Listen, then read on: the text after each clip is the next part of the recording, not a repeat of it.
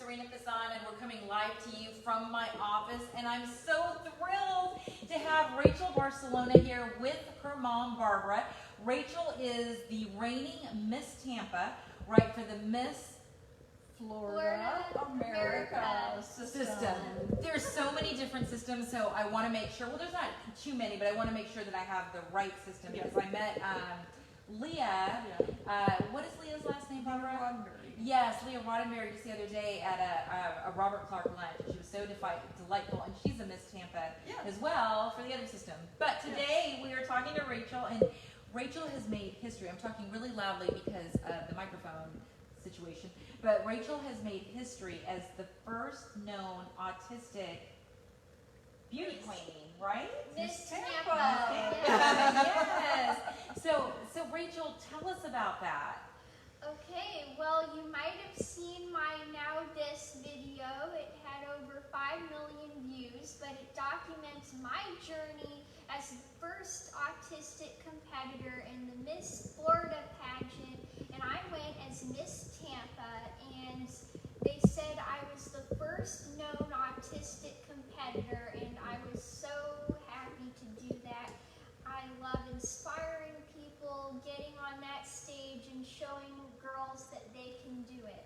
She is so inspiring. I mean, honestly, just listening to her and getting goosebumps. Barbara, tell me, standing next to your daughter, and I wish I could give you guys a hug, but I'm socially distancing. Yes. So tell me, what is the next step in hearing her speak? This is. Well, I mean, she amazes me, and she keeps me really busy. But she's very driven, and she wants to be Miss Florida, and she wants to go on and help other people with her platform, which is her main thing. Really, the thing that I think that people should know about Rachel when she competes is she not only has a platform called Ability Beyond Disabilities, right? Yes. For autism, but she has autism.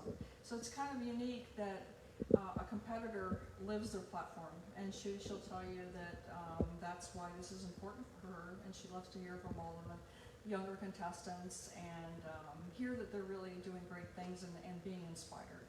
So we're living in this crazy time right now with the pandemic. What is the next step? You said that there is actually going to be a competition. There is, yeah. So tell us about that, and either of you please chime in. Sure. How is it? So are people going to gather? Are you going to wear a mask? What's happening? So yes to the mask, Yes, right? this will be my first competition where I wear a mask on stage. And It's a little different than the mask, though. They've made a shield. It's a shield, like a little glasses with a clear shield, and so you can breathe and it's comfortable. That's actually good for me because masks are really terrible for me. I have really bad sensory issues when I wear them, and I actually had a panic attack when I wore one in a doctor's office. Yeah. So wearing a nice shield where you can breathe, you can see your friends and smile and see their facial expressions, definitely, that's really good for me. You know what? And that is honestly a very good point. With people with sensory issues, I can only imagine how the mask can be so difficult. And plus, if you're competing in a pageant, clearly the judges and people want to see their beautiful face. So they're allowing them to take them off, I found out, just as they go on stage. So they have, the girls go one at a time. They're going to go one at a time, come off the stage, put their little shield back on, so they're well within their social distance guidelines.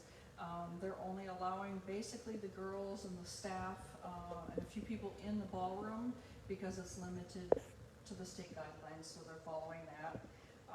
So, there's been a few pageants in Orlando this summer, so a few national ones, so we're kind of getting good at, they mark the floors. It's kind of funny to see the little things, and they have the girls stay 6 feet apart, wear the masks, good hand washing, social distancing when things aren't marked, stage by themselves without the mask.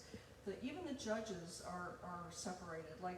Usually they're all at one big table, and now they have a couple table with maybe 2 judges 6 feet apart and other judges over here. So they've got it all worked out, right? It'll be an interesting time for pageants. Yeah, but you know what? It's nice to get out. Yes, absolutely. Be able to see people and everything.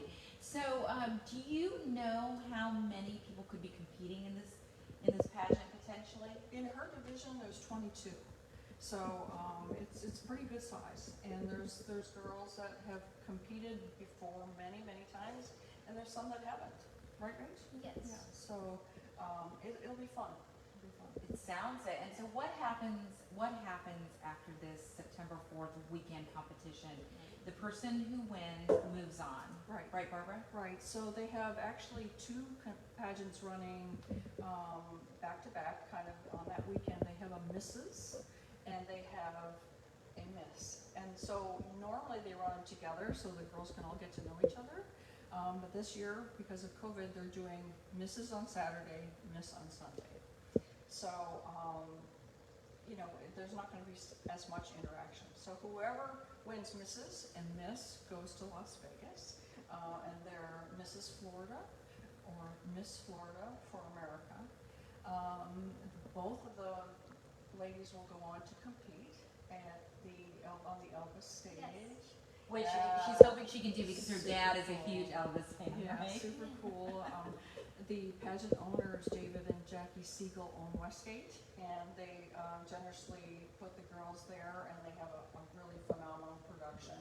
And so the Mrs. then wins Mrs. America and goes on to Mrs. World, actually. Wow. So it's a huge, this competition's been around for many years, since before the 1950s, actually. So it's been around a long time.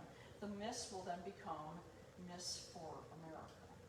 That's so exciting. Cool. And they usually travel to every state with their platform, and then Victoria's Voice, correct? Yes. Right? For bringing awareness to drug and alcohol and suicide and then things that are really more prevalent in our society.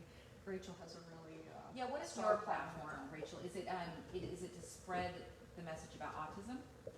Yes, my platform is Ability Beyond Disabilities, and I have been running this platform for 12 years now. And the message is to show people that even though you have a disability, it shouldn't stop you from achieving your dreams.